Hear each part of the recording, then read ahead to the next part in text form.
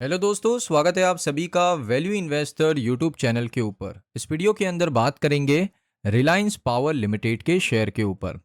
अब देखिए यहाँ पर आर पावर का आपको देखने को मिला है एजीएम का रिजल्ट, यानी एजीएम रिजल्ट है वो आउट हो चुका है। तो मैं आपको बिल्कुल आसान भाषा में एक्सप्लेन करूंगा कि एजीएम के अंदर क्या क्या वोटिंग हुआ है, क्या फैसले लिए गए एनुअल जनरल मीटिंग के अंदर। तो यहाँ पर आप देख सकते हो सारी डिटेल्स आपको देखने को मिलेंगी, लेकिन मैं आपको बिल्कुल आसान भाषा में बता देता हूँ कि क्या क्या चीज़ों के ऊपर शेयर होल्डर का अप्रूवल मिल चुका है। सो यहाँ पर सबसे पहले आप देखोगे फाइनेंशियल स्टेटमेंट जो है कंपनी के आ चुके हैं फेवर में 99.994%। रीअपॉइंटमेंट किया है डायरेक्टर का अशोक कुमार पाल, जो कि रिटायर हो चुके थे बाय रोटेशन। सो उसके लिए 99.3184% का वोटेज मिला है। रीअपॉइंटमेंट किया है डायरेक्टर हरमजीत सिंह नेगी का, इन फेवर ऑफ 97% वोट मिले कि इनको हम रीअपॉइंट करेंगे। उसके बाद जो ऑडिटर्स है उनको भी रीअपॉइंटमेंट करने का फेवर मिला, यानी 99% से ज़्यादा वोट मिले। रीअपॉइंटमेंट किया है विजय कुमार शर्मा का, जो कि कंपनी के इंडिपेंडेंट डायरेक्टर है और शेयर होल्डर उनके फेवर में है, 99% शेयर होल्डर उनके फेवर में। जो कंपनी की सेक्रेटरियल ऑडिटर्स हैं उनको भी फेवर मिला, 99% वोट मिले। और क्यूआईपी के थ्रू जो सिक्योरिटीज़ है उसको इशू करने के लिए फेवर मिल चुका है, ये बड़ी बात है। क्वालिफाइड इंस्टीट्यूशनल प्लेसमेंट, तो आर पावर बहुत ही जल्द आपको क्यूआईपी के थ्रू, क्वालिफाइड इंस्टीट्यूशनल के थ्रू यहाँ पर फंड रेजिंग कर सकता है आने वाले समय में। अभी कोई कंफर्मेशन नहीं है, कोई यहाँ पर आप कह सकते हो कि कंपनी ने कुछ अनाउंस नहीं किया है, बस एक अप्रूवल लेके रख लिया है शेयर होल्डर्स का। आने वाले समय में अगर ज़रूरत पड़ती है तो क्यूआईपी के थ्रू हम लोग क्या कर सकते हैं, यहाँ पर पैसे रेस कर सकते हैं।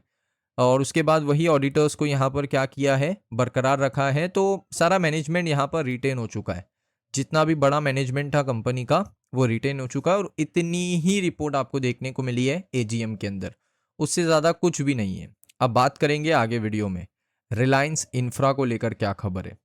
सो अगर आप ध्यान से देखोगे रिलायंस इंफ्रा को लेकर आपको हेडलाइन देखने को मिलेगी, boost for Anil Ambani group. Anil Ambani के लिए बहुत अच्छी खबर है दोस्तों ये। इस खबर के अंदर आप देख सकते हो रिलायंस इंफ्रा को सुप्रीम कोर्ट का एनओडी मिल चुका है कि वो लोग रिकवर कर सकते हैं, अप्रूवल मिल चुका है कि वो लोग रिकवर कर सकते हैं 28,483 करोड़ रुपए, वो भी थ्रू सब्सिडरीज इन 4 ईयर्स। यानी उनकी जो सब्सिडरीज कंपनीज है उनके थ्रू यहाँ पर 4 साल के अंदर 28,483 करोड़ वो लोग क्या कर सकते हैं, रिकवर कर सकते हैं। अब ये पूरा मामला क्या, मैं आपको बिल्कुल आसान भाषा में समझाता हूँ, ध्यान से सुनिए। तो इन शॉर्ट अगर मैं आपको बताऊं तो एक बहुत बड़ा डिस्प्यूट चल रहा था सुप्रीम कोर्ट के अंदर। अब वो डिस्प्यूट रिजॉल्व हो चुका है। ऑलमोस्ट 11 साल हो गए थे दोस्तों, इस मैटर को 11 साल हो गए थे। अब 11 साल के बाद सुप्रीम कोर्ट ने फाइनली रिलायंस इंफ्रास्ट्रक्चर की बात को सुन ली और उनके फेवर में डिसीजन दिया कि आप लोग 28,500 करोड़ के आसपास क्या कर सकते हो, रिकवर कर सकते हो। अब यहाँ पर ये मामला क्या है, देखिए अप्रैल 2024 के आसपास यहाँ पर एक कहा था कि आपको मिल जाएगा, लेकिन ऐसा हुआ नहीं। अब रिकवरी के लिए जो समय बचा है 2 साल 8 महीने का। अब मैं आपको पूरा मामला बताता हूँ कि पूरा मामला क्या है। तो सुप्रीम कोर्ट ने एक बहुत बड़ी जीत दी है अनिल अंबानी रिलायंस इंफ्रास्ट्रक्चर की सब्सिडीज कंपनीज को, जिसमें नाम आता है बीएसईएस यमुना पावर और बीएसईएस राजधानी पावर। ये लोग अब अपना पैसा रिकवर कर सकते हैं। देखिए पूरा मामला क्या है, बिल्कुल आसान भाषा में समझिए। देखिए हुआ क्या ना, अब दिल्ली के अंदर है ना इनकी 2 कंपनी है, जैसे मैंने आपको बताया बीएसईएस राजधानी पावर और एक कंपनी है बीएसईएस यमुना पावर। अब ये जो दोनों कंपनीज है ना, ये दिल्ली के अंदर पावर सप्लाई करते हैं, लेकिन ये खुद तो मैन्युफैक्चर नहीं कर रहे पावर, ये खुद तो क्रिएट नहीं कर रहे, ये पावर को परचेस कर रहे हैं। पावर परचेस अग्रीमेंट के थ्रू ये दूसरी कंपनी से पावर को परचेस करते हैं। लेकिन यहाँ पर आप कह सकते हो कि जो पावर परचेस कर रहे हैं वो थोड़ा एक्सपेंसिव है। यानी एग्जाम्पल के लिए मान लेते हैं कि ये लोग 100 रुपये में पावर परचेस कर रहे हैं और इनको यहाँ पर जो ये दिल्ली के अंदर पावर सप्लाई कर रहे हैं वहाँ पर इनको सिर्फ 70 रुपये मिल रहे हैं।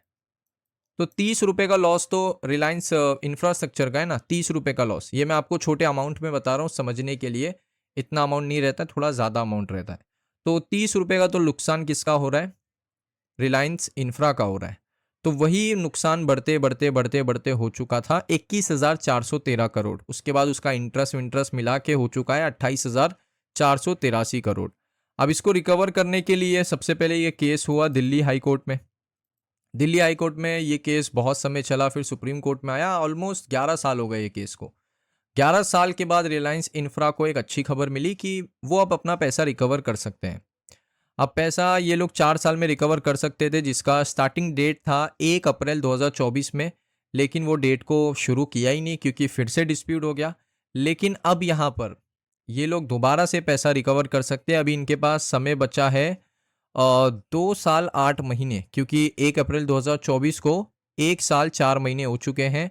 अभी 2 साल 8 महीने बचे हैं कि आप लोग अपना पूरा अमाउंट, जो भी टैक्स वैक्स लगा के 28,483 करोड़ है, वो आप क्या कर सकते हो, रिकवर कर सकते हो।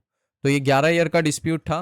डिस्प्यूट के अंदर जैसे मैंने कहा कि कंपनी ज़्यादा पैसों में पावर को परचेज कर रही थी और सेल यहाँ पर जो कंपनीज कर रही थी वो कम पैसे में कर रही थी, जो कि एक बिल्कुल गलत चीज़ है। कंपनी ने सारे डॉक्यूमेंट्स दिखाए सुप्रीम कोर्ट को कि हम लोग ने बहुत एक्सपेंसिव वे में पावर को परचेज किया, लेकिन वहाँ की सरकार या वहाँ की जो भी कंपनीज है, जो पावर डिस्ट्रीब्यूशन कंपनीज होती है, उन्होंने हमें कम पेमेंट किया है, जैसे मैंने आपको एग्जाम्पल के लिए बताया। सो अभी जो कंपनीज है वो क्या चाहती थी कि कंपनीज ये चाहती थी कि हमारा जो भी ड्यूज़ है उसको हम लोग क्या करें, यहाँ पर रिकवर करें। तो वही रिकवरी का उनको अप्रूवल मिल चुका है। सो ये बहुत अच्छी खबर है रिलायंस ग्रुप के लिए, अनिल अंबानी ग्रुप के लिए। अब रिलायंस इंफ्रास्ट्रक्चर की देखिए, फाइनेंशियल्स के अंदर जो स्ट्रेंथ है वो मजबूत होगी ये अमाउंट रिकवर होने के बाद। अभी भी ऑलमोस्ट 2 साल 8 महीने, ऑलमोस्ट 3 साल बचे हैं। तो यहाँ पर आप कह सकते हो रिजर्व इंप्रूव हो सकते हैं कंपनी के। कंपनी का जो डेट है, जो बहुत ही कम आपको देखने को मिलता है रिलायंस इंफ्रा का, वो भी यहाँ पर ख़त्म हो सकता है। बोरोइंग आप देख सकते हो सिर्फ 6,361 करोड़ है, सामने से रिकवर करने 28,500 करोड़। तो कंपनी डेट फ्री भी बन सकती है अगर कंपनी के प्रमोटर्स चाहे तो। कंपनी अपने इन्वेस्टमेंट को बढ़ा सकती है जिससे कंपनी को एक अच्छा अर्निंग मिले, एक पैसिव इनकम यहाँ पर कंपनी अर्न कर पाए और अपने एसेट को भी इम्प्रूव कर सकती है। तो ये सारी चीज़ें आपको देखने को मिल रही है रिलायंस ग्रुप के अंदर। अनिल अंबानी ग्रुप के लिए फाइनली एक अच्छी खबर आई है। वो तो ईडी का मामला तो अलग चल रहा है, उसके ऊपर एक अलग वीडियो आएगा, कल आएगा उसका वीडियो। इसीलिए मैं कहता हूँ कि चैनल को आप लोग सब्सक्राइब करके रखो। सब्सक्राइब करोगे तो आपको सारे अपडेट्स बिल्कुल आसान भाषा में इसी चैनल के ऊपर देखने को मिलेंगे। सो दोस्तों, मिलता हूँ मैं आप सभी लोगों को नेक्स्ट वीडियो के अंदर। अभी भी कोई डाउट है इस वीडियो को लेकर, इस रिपोर्ट को लेकर, तो आप कमेंट सेक्शन में मुझे बता सकते हो। मैं आपके डाउट को रिजॉल्व करने की पूरी कोशिश करूंगा। मिलता हूं मैं आपको नेक्स्ट वीडियो के अंदर।